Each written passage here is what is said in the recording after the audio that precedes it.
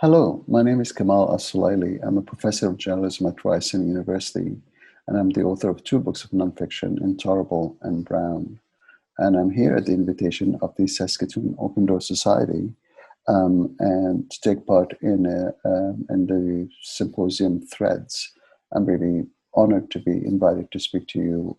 Anita and the organizers have asked me to speak specifically about my book, Brown. Brown is a book of nonfiction that was published in 2016 and reprinted with the new introduction in 2017. I mention this fact because I believe so much in the world has changed between the publication of the book in the spring of 2016 and the second edition in 2017, which I think if you order it or read it now, that would be the edition you're most likely to get. What happened? Well, Brexit for one thing, and the election of Donald Trump as president of the United States.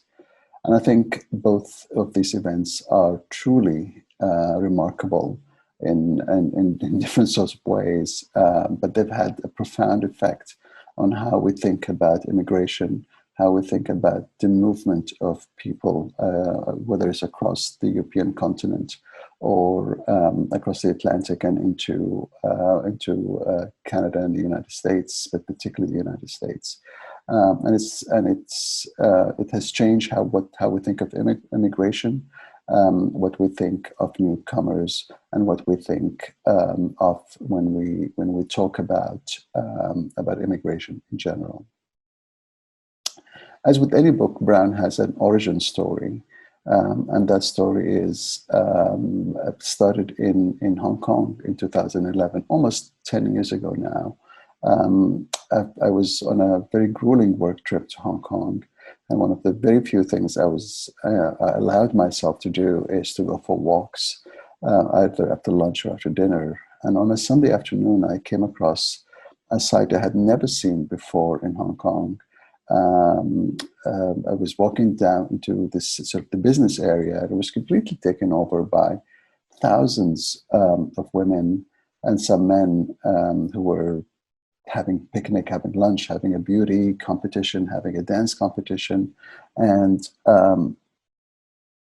all of that kind of caught me by surprise.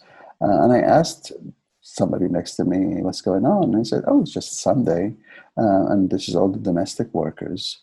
One thing that I've noticed when I was looking at that crowd is that, well, I didn't see a lot of Chinese people there necessarily, or people that I would describe as, sort of Hong Kong Chinese, but they were mostly brown, from Sri Lanka, from Indonesia, mostly from the Philippines, actually.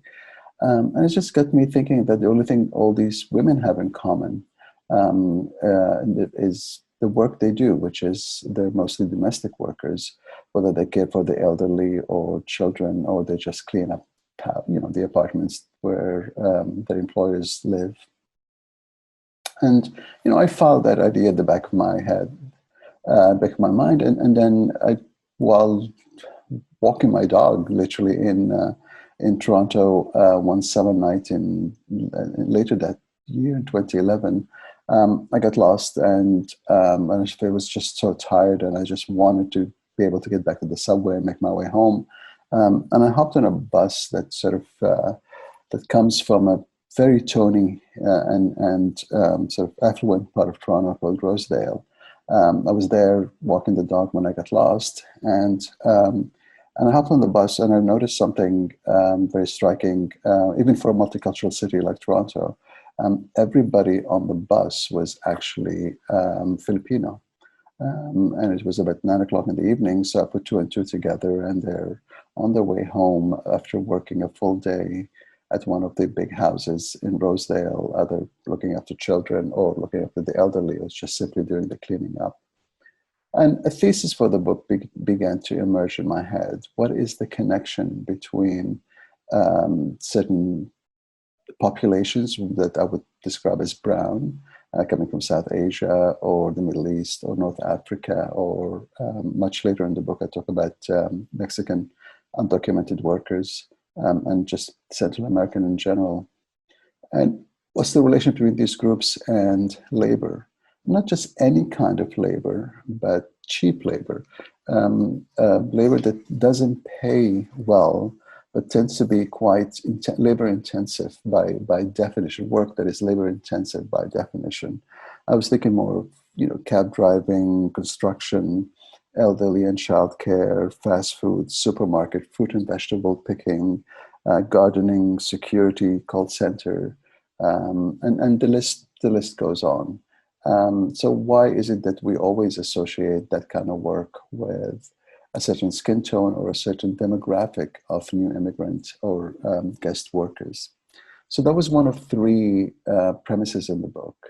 The other premise has more to do with multiculturalism and integration, and looks specifically at the immigration of Arabs and Muslims, or Muslims in general, from North Africa, from South Asia, into particularly three different countries: France, England, and Canada.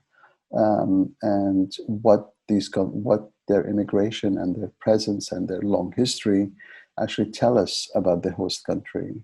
And I was particularly looking at what I described as the colorization of Islam as a brown menace. And when you really think about it, Muslims come from all over the world, and you can have Chinese Muslim, East European Muslims, African Muslims, and yet the image that that Western narrative and media particularly paint of Muslims is that of like the swarthy, dark brown, sort of most likely Arab or Pakistani man, or and his equivalent, his female equivalent, which is the kind of the veiled, mysterious brown woman. I think most likely they'll be, if you see them on television or something, they'll be muttering something in Arabic that makes absolutely no sense, but sounds ominous. And that was the second premise of the book. But both the cheap labor premise and the colorization of Islam premise is sort of built on the foundation of the book, which is the idea of colorism or shadism, and the idea that the skin tones you have, whether it's light skin or dark skin, determine so much of your path in life. It may have some economic consequences. It might have some political consequences. It might even have romantic consequences.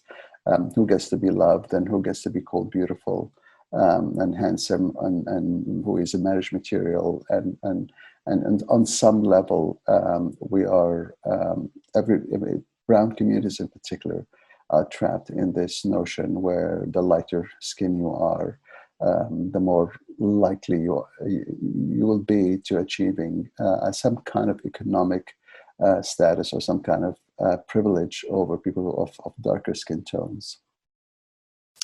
So I spent a year traveling around the world trying to report a book about what it really means to be brown.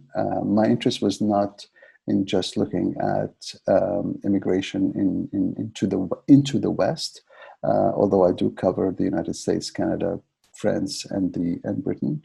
But take a look at it from a very, very global perspective.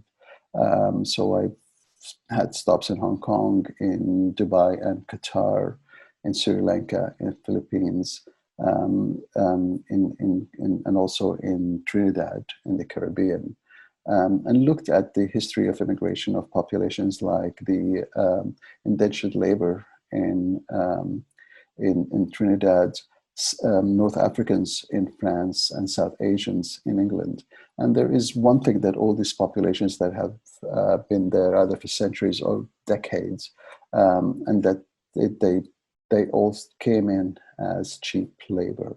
In France and in England in particular, after the Second World War and the devastation of that war, there was a huge demand for labor, and Britain and France just looked to their colonies to import labor, and that is the origin of a lot of the population of the brown population in France and the United Kingdom.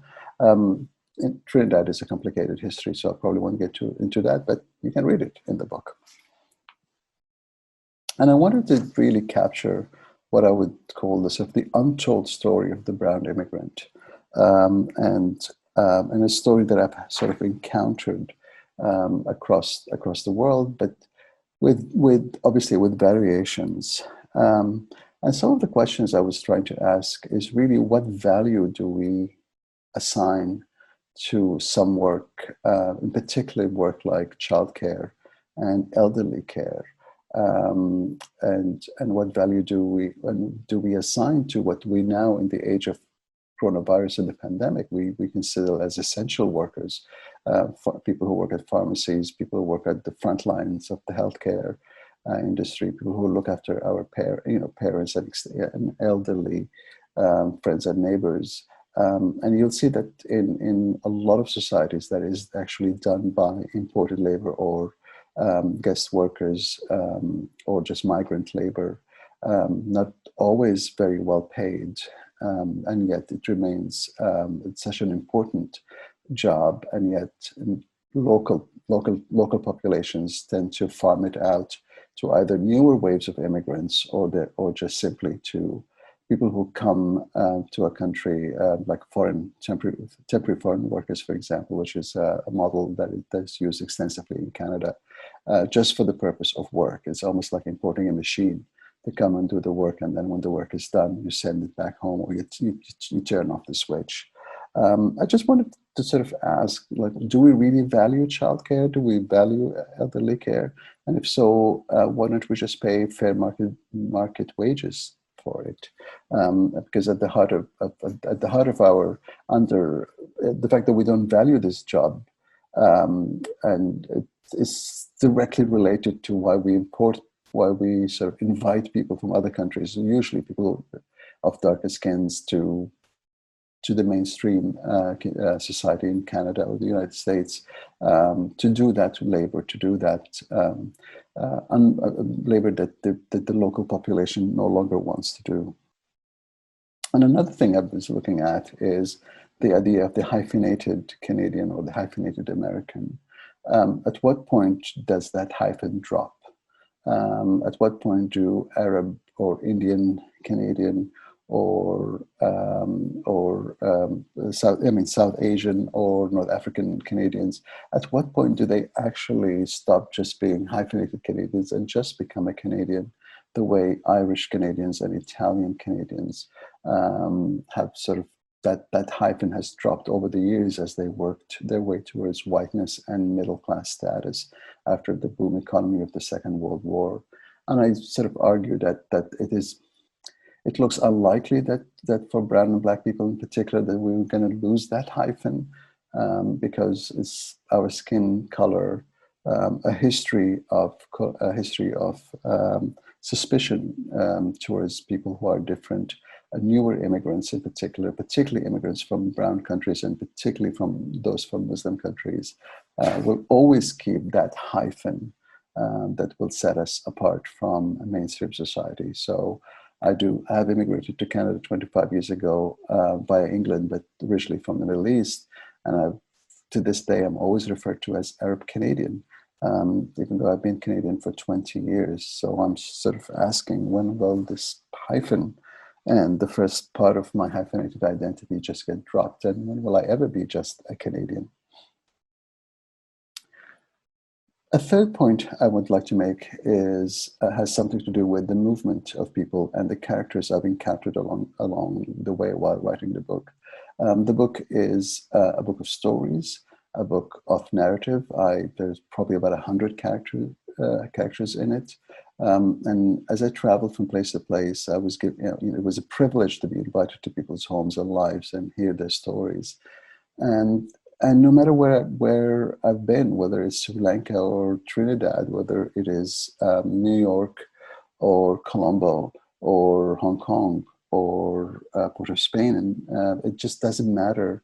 Wherever I went, people shared the same narrative with me, is that they immigrated or they left their home country in order to create a better life for their children. Even the ones who were too young to have families, said that they're doing it so that they can start a family.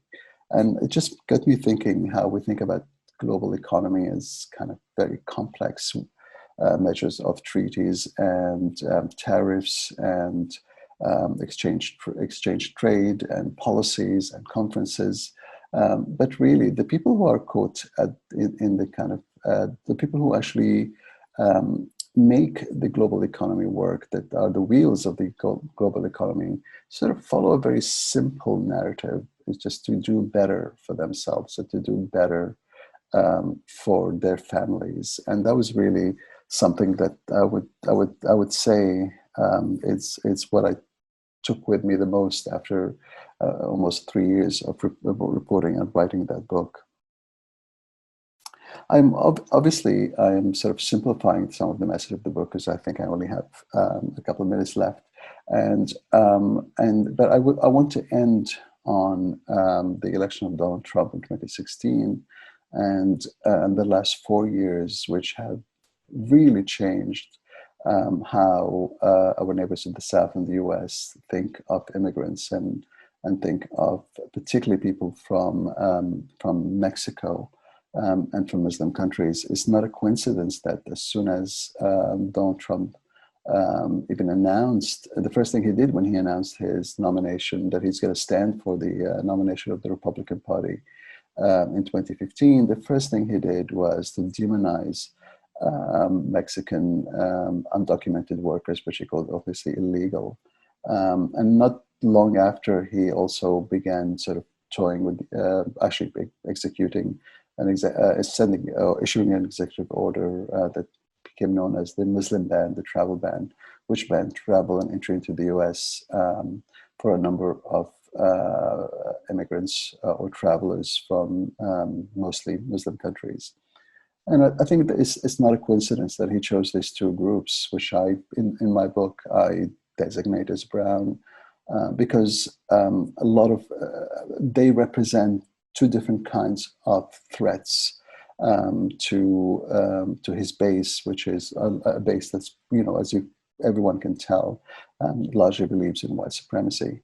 And that threat can be differs from group to group. So for Muslims, it is probably something have to do with culture and multiculturalism and integration, but also security issues around terrorism.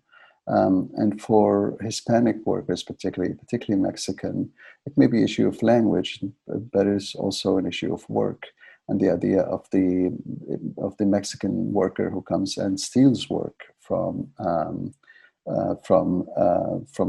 American quote unquote worker, and also there may be other issues around Mexican, particularly Mexican or Hispanic workers, is that the United States is browning. The United States is it's on its way to becoming a place where whites are no longer a majority.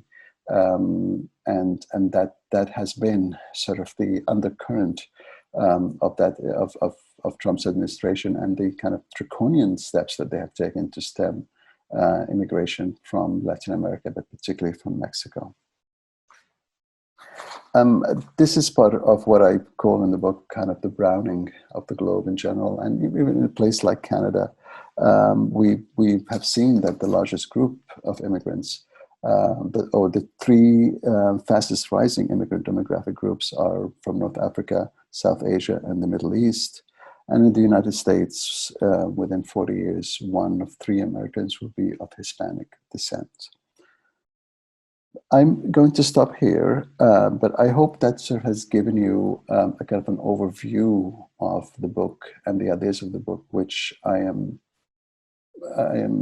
even though I'm confident that even though it's been written, the book has been written a few years ago, it sort of explains the world we live in at the moment. And I go back to the point I made about labor, and because as we sort of enter a new phase, the second wave of the pandemic, I've noticed increasingly that the infection rates, particularly in a place like Toronto, tend to be much higher among demographics that are, I would describe as Black and brown, or neighborhoods that are largely inhabited by newer immigrants.